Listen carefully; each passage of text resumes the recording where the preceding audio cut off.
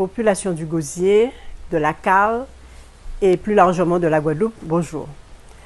Je suis Jocelyne Virolan, conseillère municipale de la ville du Gosier et conseillère communautaire de la Riviera du Levant. Je suis de nouveau avec vous sur cette vidéo pour vous parler cette fois, après la ville du Gosier, de la Cale, la communauté d'agglomération La Riviera du Levant.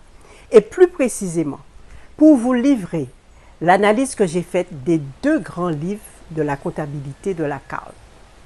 Il retrace l'ensemble des comptes de l'institution sur les années 2020 et 2021. Donc, je vais vous informer de l'utilisation qui a été faite pendant les années 2020 et 2021 de l'argent public, donc de vos impôts. La Cale est un établissement public de coopération intercommunale, régi, comme toutes les collectivités, par le Code général des collectivités et est soumise aux mêmes règles et à la même rigueur que les collectivités sur les dépenses publiques.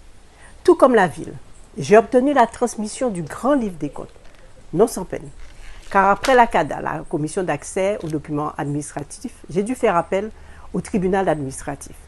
Chère population, je suis d'autant plus motivée pour ce compte rendu, car après cette augmentation scandaleuse des impôts à plus de 1180%, vous étiez très nombreux et très impatients de savoir l'utilisation qu'on a faite de cet impôt.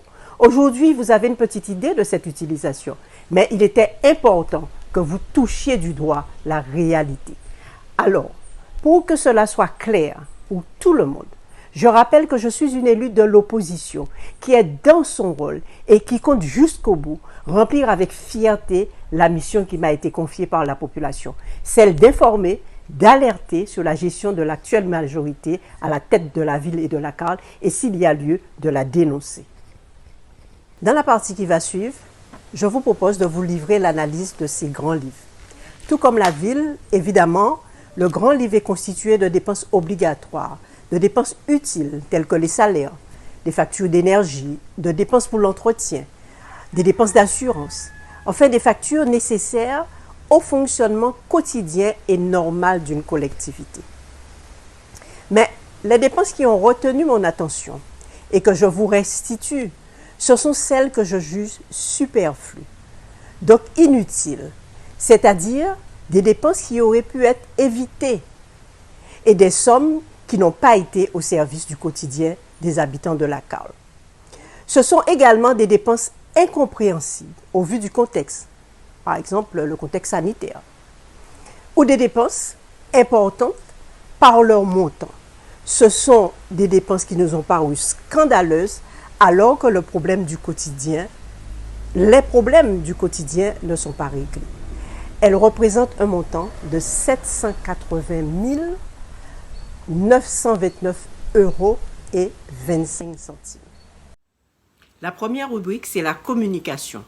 Vous l'aurez compris, c'est un poste important pour cette mandature.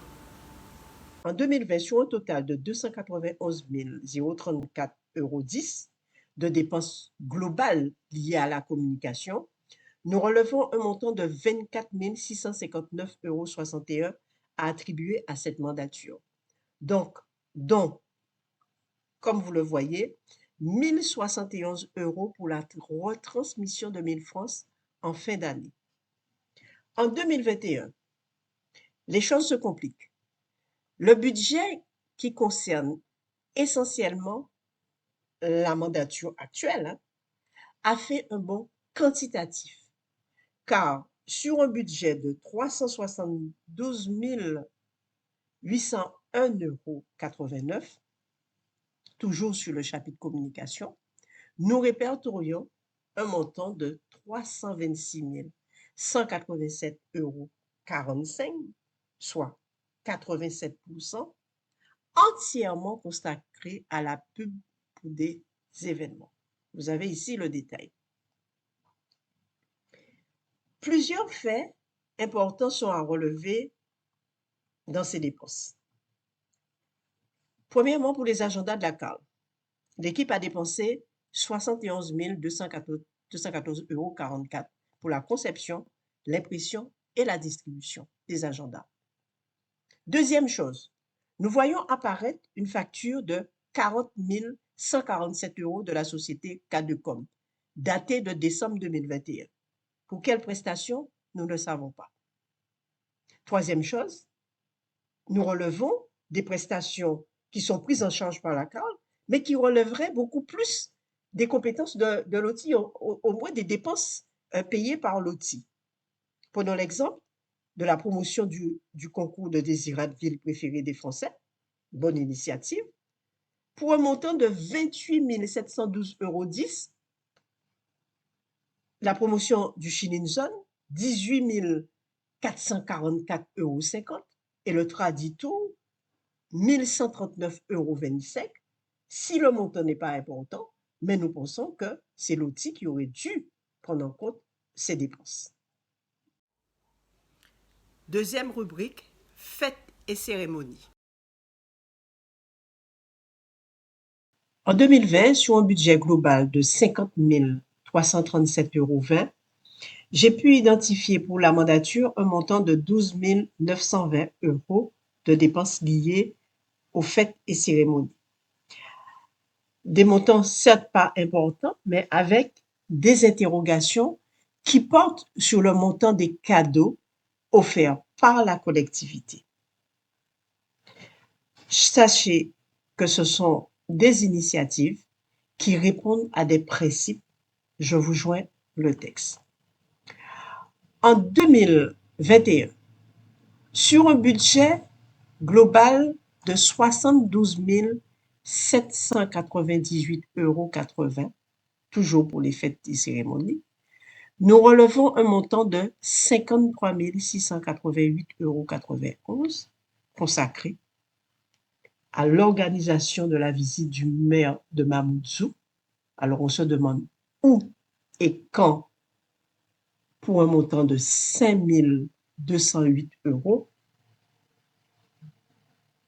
Ensuite, pour un montant de 33 958,71 € consacré à des cadeaux distribués aux agents et aux élus.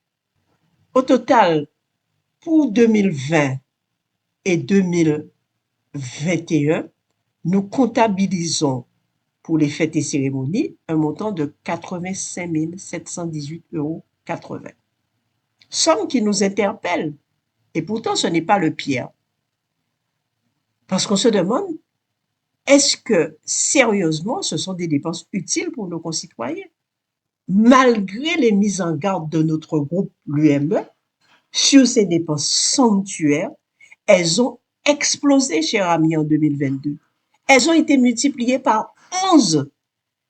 Rappelez-vous, lors du vote du compte administratif de 2022 de la CAL, les rubriques fêtes et cérémonies réception affichaient un montant total de 867 276,45 €. Et malgré, soi-disant, un budget bloqué. C'est énorme, chers amis, et ce n'est pas normal. Troisième rubrique, voyage, frais de mission et location de véhicules. Gardons à l'esprit, chère population, que nous sommes en pleine période Covid. Les déplacements étaient donc limités. En 2020, concernant les voyages et frais de mission, nous avons un total pour dépenses de la mandature de 16 897,10 €. Le détail est joint, comme vous le voyez, des dépenses effectuées pour 2 personnes, le président et son directeur de cabinet EL, Edwin Lopen. Pour 2021, évidemment, total pour les frais de voyage, 57 795,92 €. Nous relevons 2 déplacements du président et du directeur de cabinet qui ont coûté pour chacun 9 800 € pour aller où et pour quoi faire. Nous, conseillers communautaires, nous l'ignorons. D'autres déplacements nous interpellent, tels que ceux qui concernent SG, nous dit-on qu'il s'agit du chauffeur du président. En tout cas, pour 2020 et 2021, nous sommes face à une somme totale de 74 693 euros pour les voyages et les frais de mission, et pour lesquels nous, conseillers communautaires, n'avons jamais été informés et encore moins consultés. Nous n'avons pas plus été destinataires d'un rapport ou d'un compte-rendu qui justifierait ces déplacements payés par l'argent public. En ce qui concerne les locations de véhicules, à ces billets d'avion s'ajoutent des locations de véhicules pour un montant en 2020 de 17 982,48 euros et en 2021 de 48 317,89 euros, soit un total de 71 672 euros. Hormis la location luxueuse de la Mercedes GLE du président qui nous aura coûté pour l'année 2021 18 026,19, nous supposons que ce sont des véhicules qui ont été loués hors de la Guadeloupe, car la CAL dispose localement d'une flotte de véhicules. Donc nous nous interrogeons toujours. Quatrième rubrique, gardiennage. Je rappelle que ce sont des dépenses liées à des prestations confiées à des prestataires privés. Il ne s'agit pas de dépenses de la police municipale. 2020, pas de dépenses de sécurité privée. Cependant, pour 2021, nous relevons un montant de 222 479,89 euros. Je rappelle aux Gozériens que la facture était déjà très salée. Elle était de 177 258,07 euros pour la même période.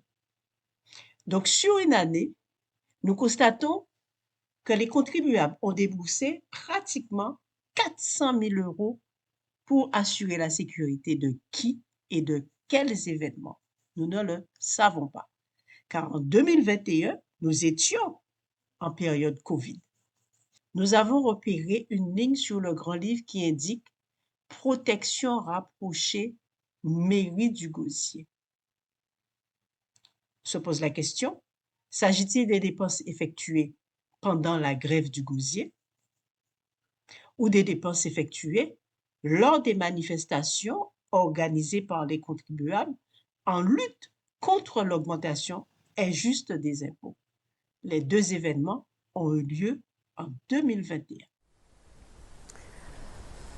En conclusion, chère population, 780 929,25 euros de dépenses superflues ou coûteuses qui n'ont pas servi au quotidien des habitants de la CAL. Des sommes, comme vous le conviendrez, qui auraient pu servir à la prévention des inondations, au curage des canaux ou à alimenter par exemple le suppresseur de la brousse. Avec cette somme, ils ont préféré fêter, voyager, communiquer, se protéger, au lieu de réserver ces sommes au bien-être et à la sécurité des habitants de la CAL.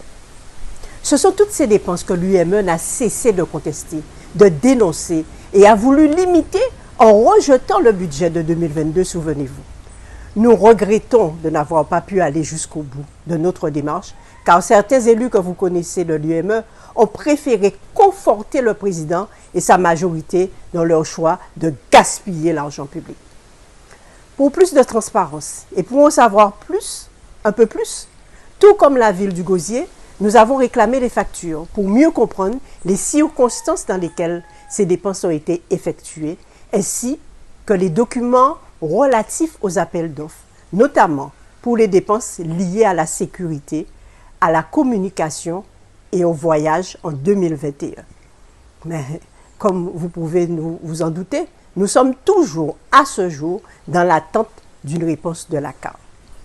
En ce qui concerne le grand livre de 2022, il nous a été transmis avec cette même opacité, car les montants et les dates y figurent, certes, excepté le nom des bénéficiaires. Donc le but de ces dépenses n'est pas connu. Cette majorité, décidément, considère qu'elle n'a aucun compte à nous rendre. Ou tout simplement, elle nous cache des choses, chère population. Mais nous exhortons l'équipe à faire preuve de transparence. La population a le droit d'être informée de l'utilisation qui est faite de ces impôts. Nous ne lâcherons rien. Chère population, les documents sont à votre disposition. Vous pouvez m'appeler au 06 90 53 75 02. Je me ferai un plaisir de vous les présenter. À bientôt.